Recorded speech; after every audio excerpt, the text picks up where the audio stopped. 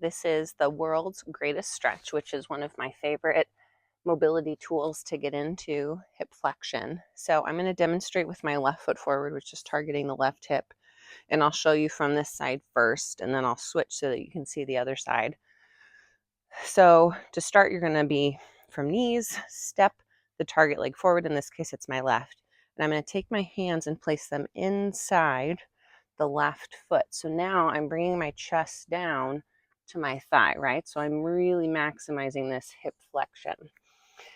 To intensify or deepen this stretch, if this feels like I want a little more, let me back up. You can stay here if this feels like a big stretch to you. If this feels really tight in your hip, this is a great place to be. If you want to take it further, you're going to take this right knee, the opposite leg, and just walk it back. So it's going to allow you to sink a little lower. That pelvis drops toward the floor more, which sinks into this hip, but also the front of the opposite one. And we're going to hold here. I like staying just like this.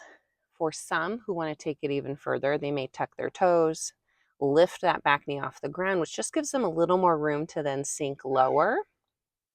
And I like to hold for a minimum of 30 seconds, 30 to a minute, and then finish with 5 to 10 trunk rotations, taking that inside arm, the one closest to the front leg, and rotating it up toward the ceiling, taking the trunk with you, returning to the floor.